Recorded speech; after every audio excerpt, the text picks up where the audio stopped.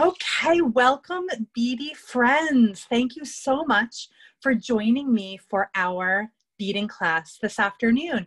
This is Jewelry Making 112. It is the Macrame Friendship Bracelet class. My name is Meredith.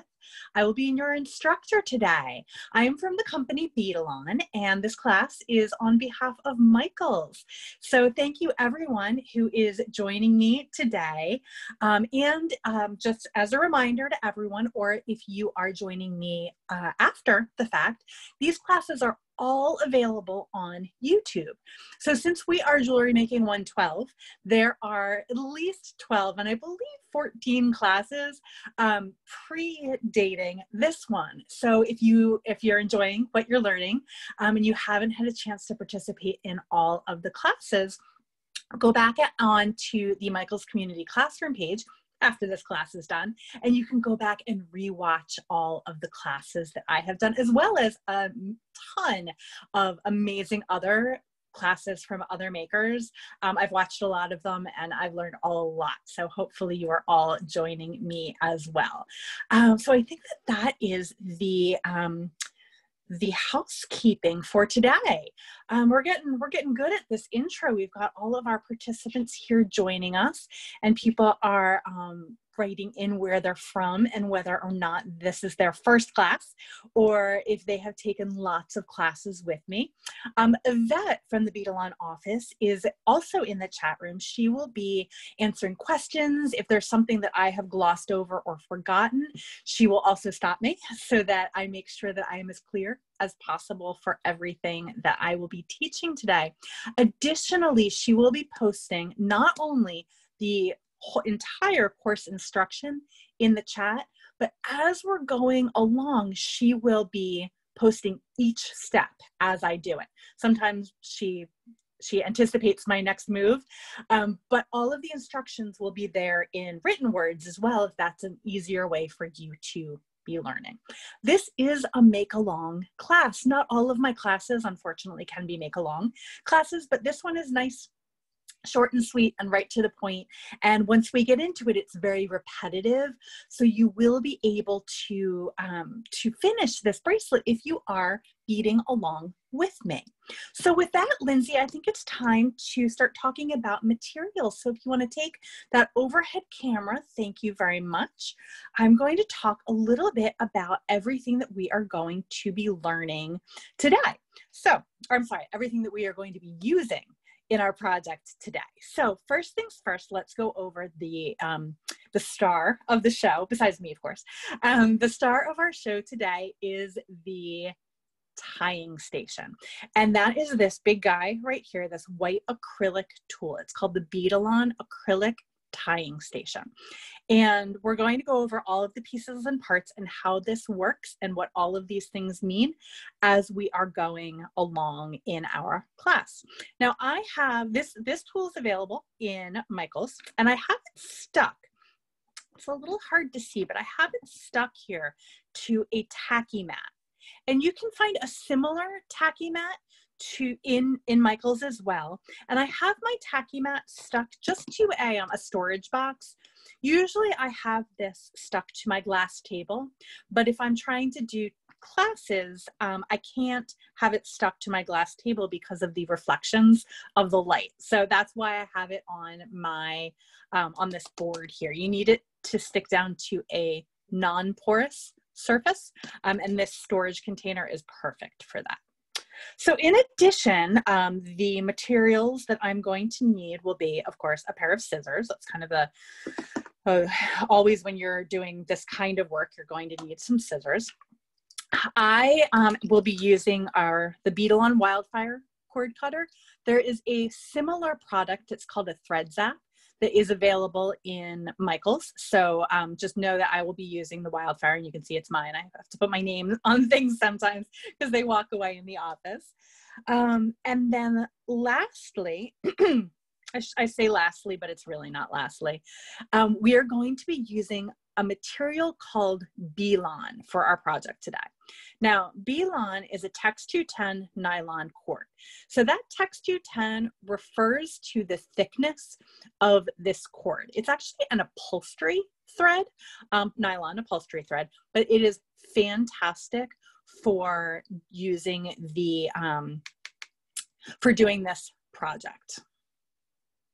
So you'll have to forgive me. I have my phone on the overhead, and when my son's friends try to call in, it goes it goes to my Disney cruise picture, and I'm not quite sure how to make that not happen. So apologies for that if that happens a couple times. Just stay with me. Okay, so Beadalon thread, Tex 210 nylon cord. So this is what we are going to be using to do our macrame.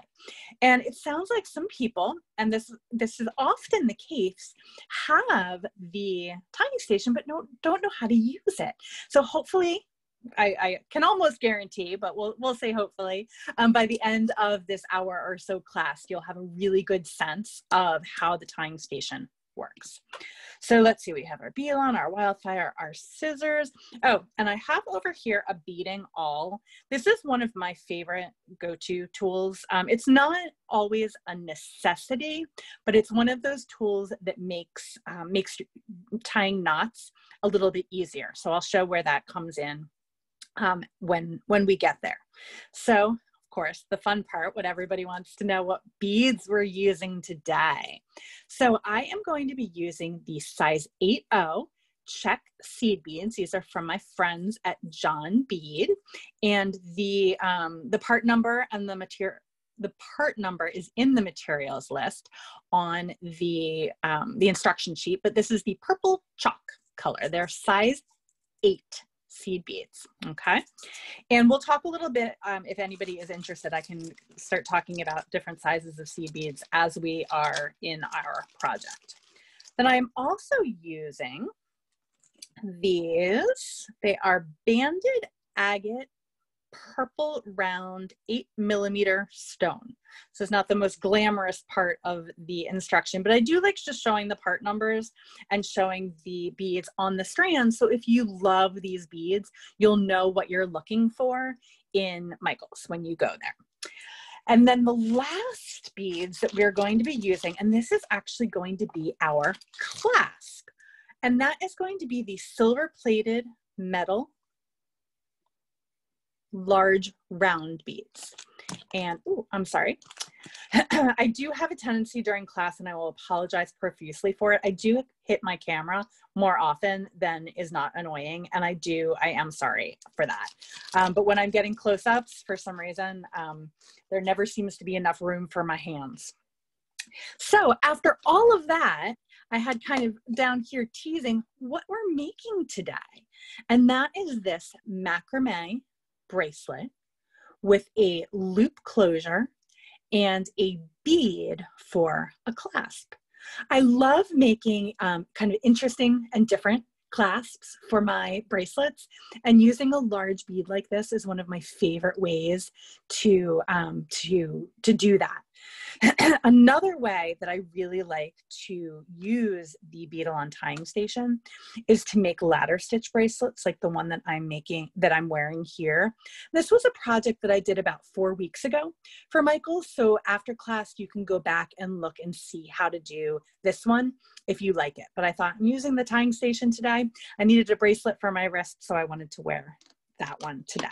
So got a little frog in my throat, I apologize. I'm just going to put our bracelet right here as a guide or a reference so we know what we're working toward. I always like when I'm teaching classes for people to know what we're working toward. Now, the Beadalon thread comes in a variety pack with 3 different colors, and I'll be using the black color today. Not only because I really like how it looks with those purple beads, but also just because it's easier to see, for you to see what I'm doing. I will bring the camera down and back up as I'm going along, but I feel like I think that the black thread makes it very easy to see. Okay, so our first step, if you are playing along with us, is we are going to cut a 24-inch piece of the Beadalon. And one of the things that I think is so fabulous, there are a lot of things that I think are fabulous about the tying station, but one of them is that there is actually a series of measurements all the way down the side. Now these are inches. It is a 10-inch measurement. So if you don't have a ruler at the handy, well, you do have a ruler at the handy because you can use the tying station as your ruler. So we're going to cut a 24-inch piece of Beadalon. So I'm just going to measure here 10 inches and another 10 inches. And for those of you who have taken my classes before, you know that I'm not always so precise with my measurements. And I always recommend using a little bit more rather than a little bit less to do your, to measure out, because it's always easier to cut a little bit off than it is to add thread, especially using this technique. So now what we're going to do is thread on 24 size 8 seed beads. So I'm just going to put these down over here, and I'm going to move my camera over just a little bit and come down so we can see what I'm doing over here. Now, the couple of things. It is possible, if you do not have a big eye beading needle or a collapsible eye beading needle, to actually thread up the seed beads onto the Beadalon cord without a needle. So if you don't have a needle, you can actually get these seed beads onto your beading cord very easily, okay? If your end gets a little bit frayed, just snip it with the scissors and start over again. However, I happen to have a collapsible eye needle, so I'm going to use that because it is going to make my job of threading up those 24 size 8 seed beads a lot easier. And this is what a collapsible eye needle looks like. It's actually twisted together, 2 pieces of metal with a big, nice big eye here that, if you can see, I'm going to take this up as close as I can possibly get it to the camera while we still have focus. There's a little notch in the back that you can kind of tug your thread into, and it locks it in place. So now, instead of kind of fiddling around with those size 8 seed beads, which will go on eventually, I can just use my needle to quickly pick them all up. And I always say to people who might be intimidated by working with seed beads, see how I'm not even really looking at what I'm doing. I'm just kind of piercing and guiding my needle through the holes of those seed beads. They want to join their friends. So they're going to go on the needle without too much trouble, okay? And here I was chit-chatting away and not counting. So let's see, how many do I have here? I've got 2, 4, 6, 8, 10, 12, 14, 16, 17. So I'm going to count on 24. So that's 17, 18, 19, 20. And 1, 2, 3, and 4. Now, I have been known to be a measure once, hope for the best type of person.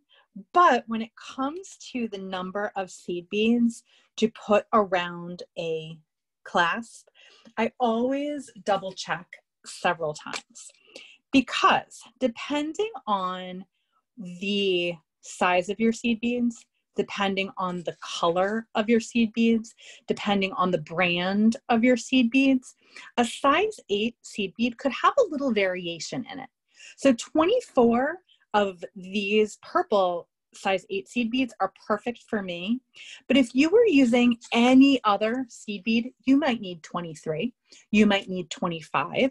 So you always, always, always want to double, triple, quadruple check to make sure that your bead will slide through so that you don't lose your bracelet. You don't want it to be too big, but you also don't want it to fall out. So now there are a couple of different ways to do the next step. But I always say when we're first learning a new technique, we want to do the easiest way first. So I'm just going to remove my needle and put that back. I have a little magnet over on my workstation that I like to affix my needles to. And all I'm going to do with this is I'm going to tie an overhand knot. So really easy, just an overhand knot. And that's where that beading awl can come in very handy. If you need to, sometimes I can do it without too much trouble. Just kind of trying to do too many things at once. I'm going to pull my camera back down a little bit so that we can really see what's going on here. And get my bead into place. Sometimes I overcomplicate this step, but I really like to get that knot as close to the edge of those beads as I can. And if it's not perfect, that's not the end of the world, but you can also pull from this way just to get that knot nice and tight. Okay. So I made it a little more complicated than it necessarily needed to be, but overhand knot, use the awl to tighten it up. All right, so now the star of the show is ready to shine. So here I have my tying station. And once again, I have it affixed just to a bead storage container with a tacky mat. And the tacky mat is, it's on there really well. Luckily, I can move it up and down so that I can bring it closer to the camera so you can see, but it's not gonna slide around while I am working. So the way that the tying station works, I have a plate up here. Let's see. Let's bring this up nice and close. I have a plate up here and a plate down here. And each of these plates are held in place with a washer and a wing nut. So what I'm going to do is I'm going to undo my top wing nut, lefty-loosey, and remove that plate and the washer. And if you're like me, you lose your washers all the time, that's okay. And now what I'm going to do is I'm going to use this threaded screw here to hold my seed beads, my seed bead loop in place. So what I want to do is I want to just gently reattach this. I don't want to push it down because really all this is doing is being like a third hand or a friend who's holding it for me. And let's see, I'm really challenged in reaffixing wing nuts, but apparently I've been practicing because that one went on no problem. Okay, so now I have my top beads in place, and I could use, there is a foam insert that comes with the tying station. I could use this as well to hold those beads down, but I find that it's just as easy just to have that rest in there, no problem. Now I'm going to come down here, and before I attach my my threads into the bottom here, I'm actually going to put both of those threads onto my collapsible eye needle, and I'm going to thread 10 of those purple agate beads onto both of these center wires. So we're just getting everything ready for our project. So it's kind of like when you're painting, you have to do all the prep work before. So this is our prep work. So I'm going to just put 10 beads on. And again, if you don't have a collapsible eye needle or a big eye needle, and I did list both of those in the supplies and the tools on the project sheet, you can actually, with a little bit of finessing, get both of those Beadalon ends through these beads. And that's one of the things that it's good to know, and also that I like about the beads from Michaels, is that they oftentimes have larger holes. Actually, I'm going to pick up one. Oh, we can do it on this side. You'll be able to see a little bit better. You can see how large that bead hole is. So I have found in doing many projects for Michaels these days that the holes of their beads are fairly large. And so A, good to know. But B, it's also really good for, you can see how I kind of had to struggle to get that one on. I'm taking 4 threads, right? 4 of the Beadalon threads through those beads, and I've lost count. 2, 4, 6, 8, 2 more. So if I was using beads with much smaller holes, of course, not only would it be frustrating to try to get that Beadalon through them, I wouldn't be able to get all 4 of those through those beads. Okay, so now I have, let me move everything back so we can get the big picture here and see what's going on. Because now what I'm going to do, I have the top here secure and in place, but now what I need to do is I never remember to take my needles off. And a really good tip is to, see, I have just a little magnet right here that I have, and that's what I put my needles on so I don't lose them. Theoretically, I lose needles all the time. So now what I'm going to do, let's come down here so you can really see what's going on. I'm going to come in and I'm taking both of these together. So it's 2 separate strands of Beadalon, but now I'm treating them as one. And I'm going to slide it in between those 2 plates. So I don't need to take this one off. I could if I wanted to, but I just have it loose. And I'm going to slide those 2 in between the 2 plates and then tighten it down. Give a little tug to make sure it's nice and tight. Okay, so now we have done all of our prep, and you can see how the tying station holds the center threads nice and tight. I've got my 10 beads already loaded up here, so I don't need to worry about using or about loading them up as I go along. So next step is what I'm going to make a working thread. So I'm going to take a 5-foot piece of the Beadalon. Now, what I do is I pull it out to a wingspan to get my 5 feet. I'm about 5'3", so I pull one hand one way and one hand the other way. But you could also measure it out here on the side, and it doesn't matter which side you slide these 2 threads under. You could slide it under the right or under the left. They just need to be together because they're friends now. They're a couple, actually. They're more than friends. They've become one. Okay, so now I have my approximately 5-foot piece of Beadalon here, and I'm going to bring my 2 ends together so that it is so it's doubled, right? And I'm going to slide it underneath those 2 threads. So let's bring this back down again because we don't need to see the bottom. We need to see the top.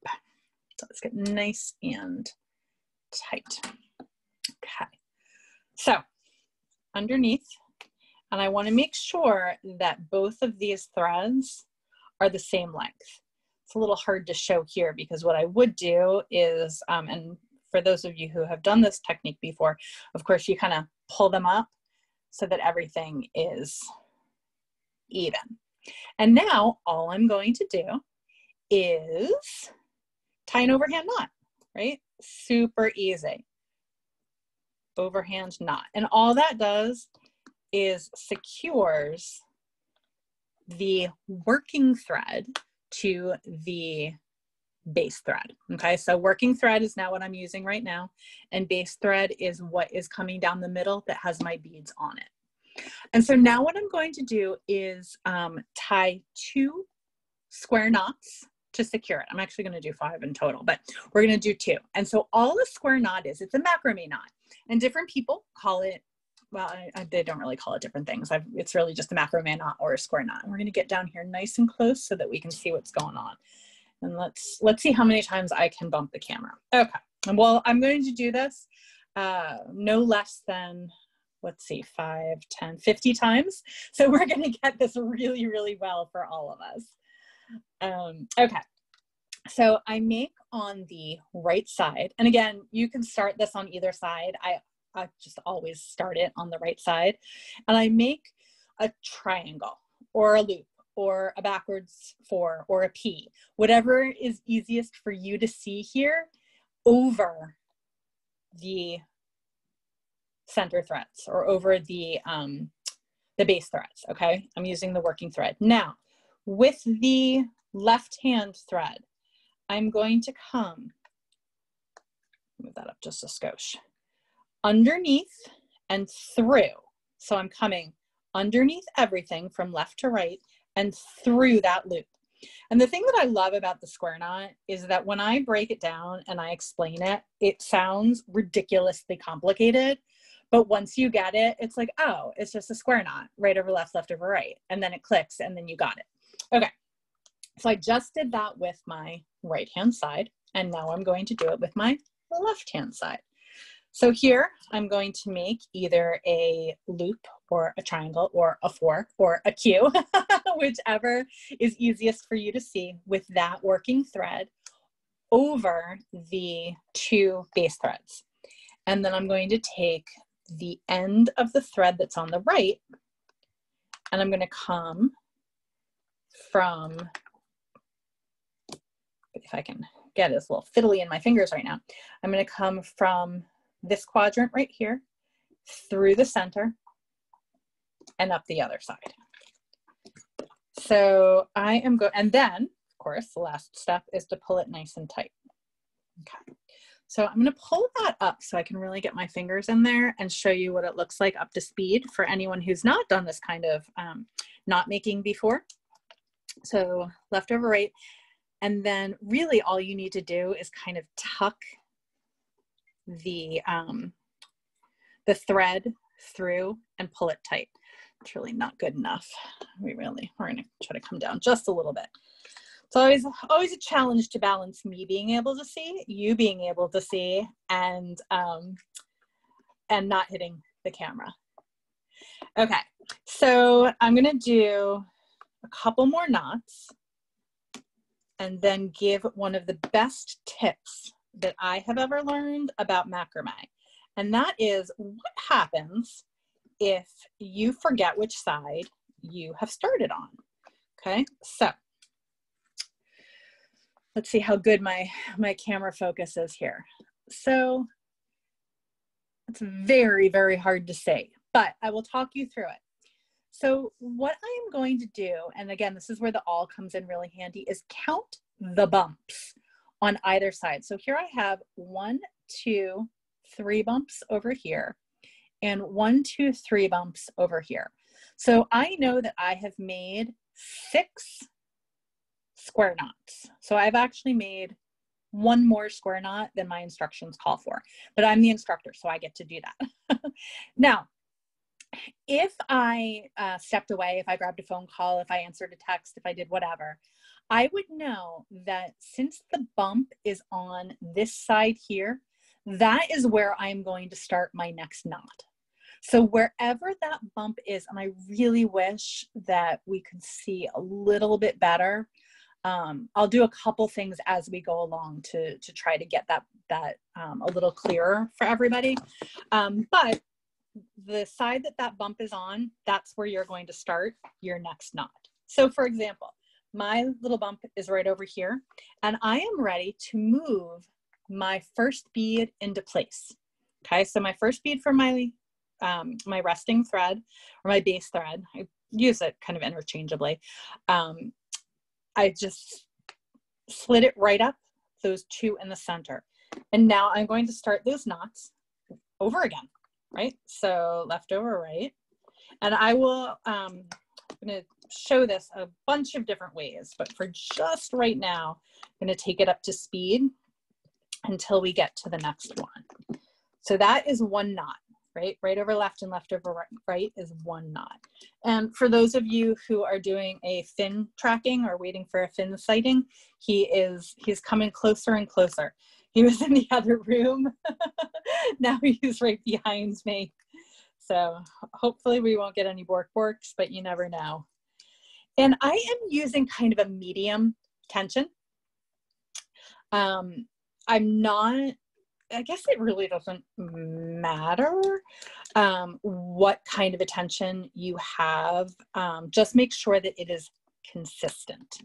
So if I'm doing some knots really loose and some knots really tight, my bracelet's going to turn out a little wonky.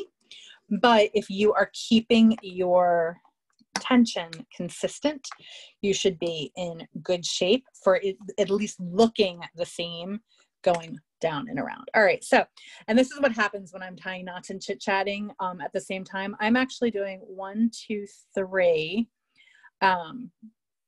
and I misspoke in the beginning. This is 1, 2, 3.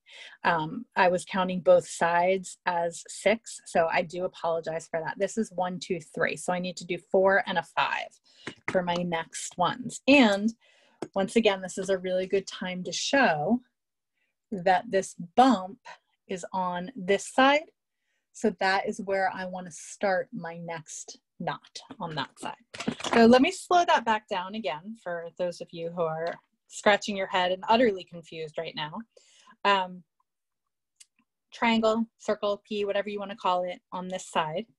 And then with the left hand cord, I'm taking the end under and then through that loop. And sometimes if you're not paying good attention, you might forget to go under and through, and you'll know because your knot is not, get it? It's not going to be holding the center threads. It's just going to be hanging out there in no man's land. So 1, 2, 3, 4, and I need one more to make 5. So you count each pair, right over left, left over right, as 1 knot. So I did 3 in the beginning and then I've done 5 here.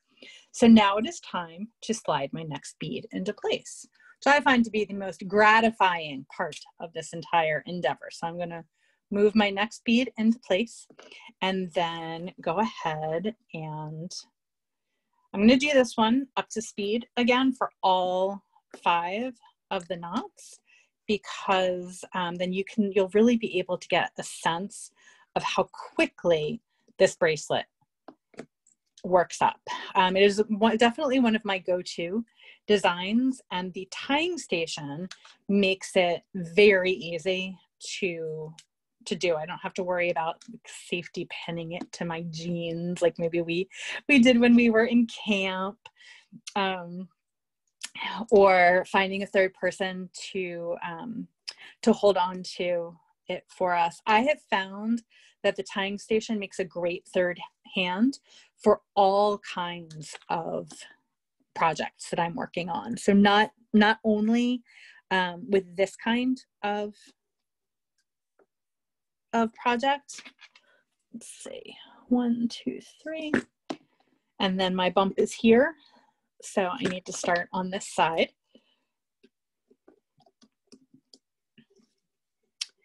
But I wanted to talk a little bit while I was going along with this. And I wanted to talk a little bit about seed beads, because we used size 8 seed beads. 1, 2, 3, 4.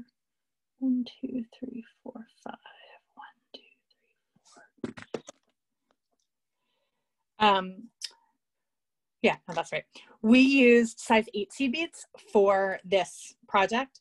And seed beads come in all different sizes. They come in as small, I've seen and used as small as 22.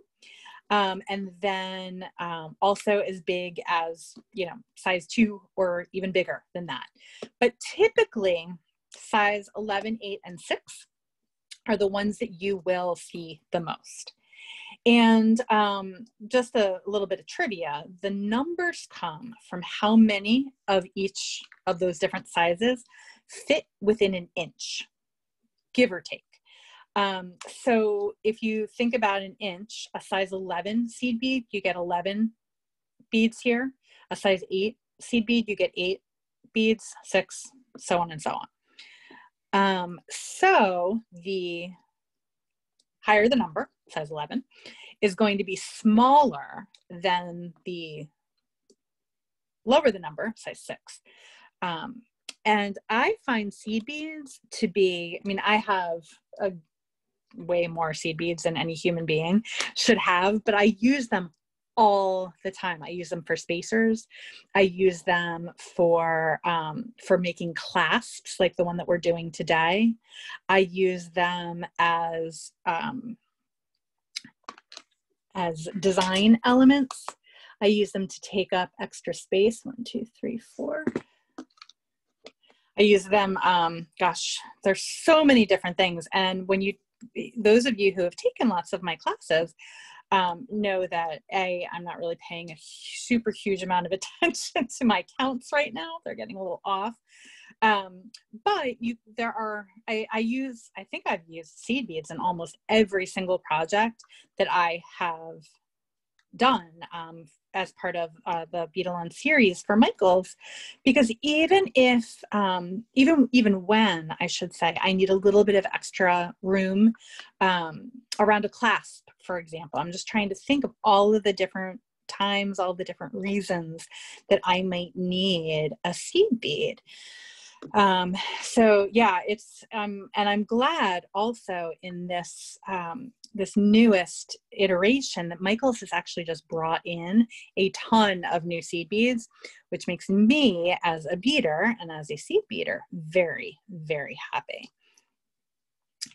And you could even do this kind of a bracelet with seed beads. There's a project I've actually done, hopefully it will be published on the Michael's site soon, doing this exact same technique, but with seed beads around the outsides. So that's a little teaser for you all. Hopefully that will, that will likely be a class in the future as well. I just was able to get the next series of classes that I am doing for Beadalon for Michael's, all submitted, and October next week is going to be really, really fun. We're doing make it from scratch earrings. So one of the things that the participants in class had mentioned is wanting to learn more wire working techniques. So next week we're doing soup to nuts, lots and lots of wire work. And in fact, in the end of October, I'm going to offer, you're gonna have to wish me a lot of luck on this one, but we are going to do an advanced wire working class. It's going to be a challenge for all of us.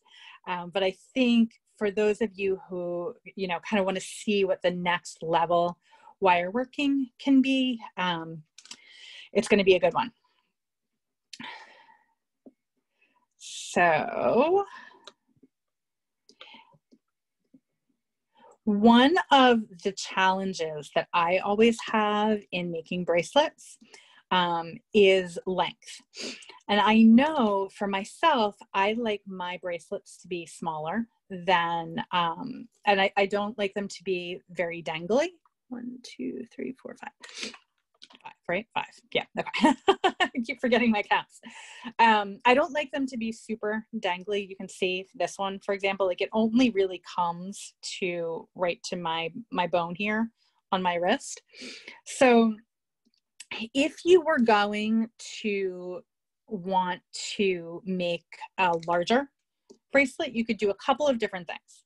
The first thing that you could do is increase your number of knots in between each of your beads. So instead of doing 5 knots in between each bead, you could do 6 knots in between each bead. And a lot of that is going to be determined by what size beads you're using. These are 6mm beads. If you're using 8mm beads, of course, that would affect your sizing as well. Additionally, you could add more beads, right? So I'm starting with 10, but maybe I want to do 11, or maybe I want to do 9. So you can start kind of playing around with how many beads and how many knots you are using for your design. Oops, sorry, apologize. See, that's what happens when we're down so close. I ended up bopping. Oh, now Finn he's now moved to my feet. Hello. Yes, do you want to say hi to the friends? Let's see, can we move this out so that you can say hi? Oh, there he is. Finn said, I would like to make a cameo. And when you start getting down here, your fingers can get a little fiddly, but it's nothing that can't be attended to. And so as I'm going along, I can really use these measurements to my advantage. So if I want a 7-inch bracelet, I go to the 7-inch mark. If I want an 8-inch bracelet, I go to the 8-inch mark. And one of the great things about the tying station is because it comes with that extender part, you can actually move your bracelet up and make it even bigger. So you can make this a wrap bracelet. We didn't even talk about that. And yes, you do want to include your clasp size in the measurement.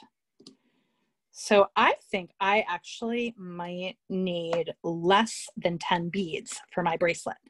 When I do examples for class, I tend to make them a little bit bigger because A, it's easier to see, B, it's easier to photograph, and C, most people I have found like their bracelets to be a little bit bigger than I do.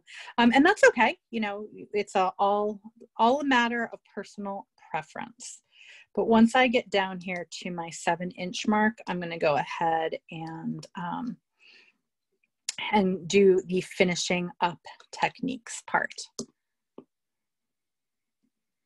You can adjust these knots to whatever you want. I mean, you could do 2 knots in between each. You could do 20 knots in between each. And if we actually went through and counted, I think some of mine have 6, just because I get a little distracted while I am teaching because I just get so excited. All right, so I'm going to do one more bead. So mine is going to end up being 1, 2, 3, 4, 5, 6, 7, 8 beads.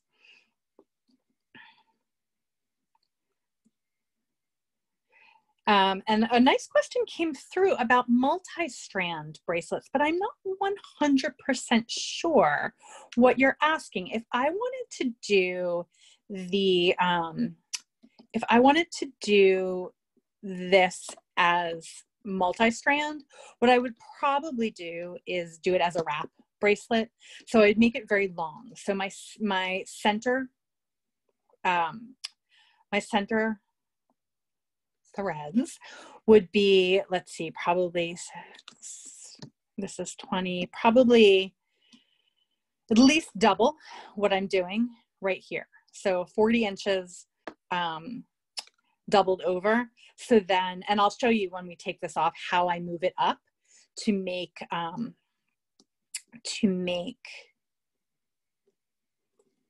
a longer bracelet. I think that would be the easiest way, but if you wanted to do it kind of more as a multi-strand, you could do it in a ton of different ways. Use a multi-strand clasp, use a larger clasp and attach them all to that clasp. Use a nice big jump ring to attach the loop on one end, and then make a loop on the other end. I mean, the possibilities are endless. And if people are asking about the necklace that I'm wearing today, you'll see it again when we come up to the front view. The necklace that I'm wearing today is just a bead suit mix from my stash. And it looks like, actually, to match the bracelet that I have, well, in the interest of time, I'm actually gonna go to the finishing techniques right now. Okay. So I have used 8 beads rather than the 10. So it's going to be a little bit shorter, and that's okay. So now we're ready to move on to the last step, which is adding the clasp. Before we get to that though, I do want to just show what happens if I wanted to make this into a wrap bracelet. So I'm going to unscrew the top wing nut right here, and then just loosen, oops, let's actually show the loosening of the bottom. And I'm going to slide these out, and I can just put these 2 beads aside right now, and we'll just pretend that we've used them all. And let's move this back in. And now what I'm going to do is I'm going to use that extender, the foam extender piece. And I've mentioned this a couple of times, but let me show you. If my center threads were much longer, what I would do is I would place this, let's get this a little closer if we can't actually see what's going on here. And the reason why you need the foam is because if I held this in place just with the base plate, it would likely crack this bead, right? But with the foam, you just kind of thread it on and push it down, and then use the wing nut to this is where I always have trouble with the wing nut. Oh, look at me, I'll get in the wing nut on. I'm gonna start getting cocky and then start making mistakes. And then what you would do is you would move, so just pretend that these threads are a little bit longer, and you would then again secure them down here in the bottom. And this actually slides, this part. I neglect to mention that when I'm talking about the tool, but this can slide up. So you would just then re-tighten your ends in here and then continue on your merry way until you needed to move it up again. So you can actually, you're not constrained to just the 10 inches on this this tying station. We've made it so that you can actually make a much, much bigger bracelet. And that's lefty-loosey, right? Okay, lefty-loosey that off. And now we are ready to go to our finishing technique, which is super, super easy. So let me move this aside. And let's get nice and tight in here so we can see what's going on. Okay. So we did our last step, which was tying those last square knots. And again, what I like to do is tie all of my beads together here. We're going to string on our clasp and then tie a knot on the top. Literally could not be easier. So let me just say one more time. We're going to tie a knot here at the base. We're going to string our bead on and then tie a knot at the top. And to do that, you can, if you're really brave, try to thread all 4 of those Beadalon ends through the filigree in the bead. However, do you see all of the different holes in this bead? That is going to be no fun for this beader today. So I'm going to go back to my trusty collapsible eye needle, or if you have a big eye needle, that will work as well. And I am going to hopefully do this so that both you and I can see what's going on. Got to remember next time I'm in the office to order some more collapsible eye needles. I've been using them for so many projects and I feel like they keep running away from me. You know what I forgot to do though, before I got all excited about putting my needle on? Overhand knot down here, because otherwise if I don't put that overhand knot in there, it will slide through. So just really simple, overhand knot around and through. And right, I got them all? Yeah, okay. And this again, if you want to use that beading awl to get everything nice and tight in there, you can, but I think I'm gonna do okay without it. Yeah, there we go. Okay, perfect. Nice tight knot there. And now we can go ahead and use that collapsible eye needle.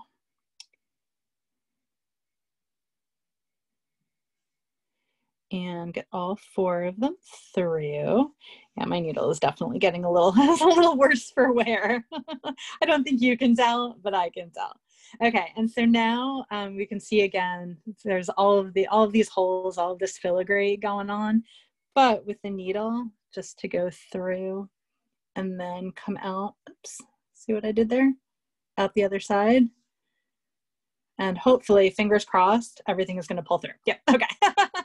There's always that moment when you're teaching a class that you know that it's going to work, but then sometimes it doesn't. And that was one of those moments. But it worked. Everything turned out okay. So, whew, all right. It's all gravy from now on. And so our last step, well, our second to last step is, again, we're just going to tie an overhand knot on the top. Sure, you could do something fancy. You could do a fancy knot. You could put another bead in here if you wanted to. But again, we're taking it as simple as we can right now. And I'm trying to hold my fingers as steady as possible. There we go. And then again, this is one of those times that beading awl, which I have now misplaced. Oh, right here, right in front of my face. Might come in handy. It might be more trouble than it's worth. Sometimes pulling these 2 apart, it works out well. Sometimes everything falls apart. So all I'm gonna do, because this, you can see my knot got a little messed up there. Another wonderful use for the beading awl. And I harp on the awl a lot. I like giving tips and tricks to beaders, new and seasoned, for things that have worked out really well for me over the years. We did a knotting project a couple of weeks ago. And in that knotting project, one of the questions that always comes up when we do knotting is, can you undo a knot if you make a mistake? And the answer is usually no. But every once in a while, if you have the right tools, you are able to be able to undo a knot with enough patience. Who's got a lot of extra patience laying around today? I know I do not have a lot of extra patience these days. All right, I'm going to take this all out and start over again at the very, very beginning. But it does go to show that if you mess that knot up, if you're not paying quite as rapt attention as you probably should, it's not all is lost if you're willing to be patient. And let's see, it's funny, this is literally the easiest part of the entire project. I don't know why I'm having so much trouble tying an overhand knot. Oh my goodness, what a day. All right, here we go. Now I've got that. And I'm just going to tighten that knot up against that bead. Whew, that was much harder than it needed to be. But we persevered and we did it together. So now my favorite part, the last step, right? So again, apologies for hitting that camera. I did better today than I have done in the past. So a thread zap or a cord cutter is a very useful tool. Excuse me, but you need to be a little bit careful when you are using it. This tip right here gets very, very hot. So you want to make sure that you never, ever, ever, ever touch that end. And you always want to make sure that when you're done, you put the cap back on. It's the public service announcement of the cord cutter slash thread zap. So this guy works by holding down this red button here. It heats up the tip, and then the tip slices through and seals the end of your Beadalon. Okay. Now, it works best on synthetic cords. With cords like cotton, it has a tendency for them to catch on fire. Personal experience. The other thing that you want to make sure is that you don't it's hard to see, but I don't have this held down the whole time. I hold it and I back off. I hold it and I back off. It's very much a kind of a finessing thing. I like little antenna here, but if you don't like these little antenna, you can cut this closer to the end. And what ends up happening is you melt these ends down. So much like if you remember making paracord bracelets, it melts and seals the end just like a lighter would, except instead of using an open flame, you are using just a nice thread burning end. And then we can come in here, and provided we did our bead count right in the beginning, we have a nice loop and a bead for our clasp. And this shouldn't go back through without duress. I mean, you can certainly push it back through and pop it off. But as a bracelet, it should end up pretty good. Now my bracelet is small. I didn't do 2 of the last beads just in the interest of time. So if I were doing it as indicated by the instructions, it would be about, let's move that up just a scoosh, about a 7.5 to 8 inches. But the one that I made today with the 8 is about 7 inches. So a little bit smaller, and you can see with the 8 beads, kind of the difference in the length. And again, it's just kind of one of those things that you play around with a little bit with the sizing of your beads and the number of your knots to really figure out the best size for you and how you want it to be able to fit. So Lindsay, we kept it to like exactly an hour today. I'm really very impressed that I was able to do that. We did our whole project. I love it. I'm so very excited. It sounds like people got some good tips and tricks and liked doing it, and also liked learning about all of the classes that you could go back and watch. Next Wednesday at 2 o'clock, like I said, it's going to be a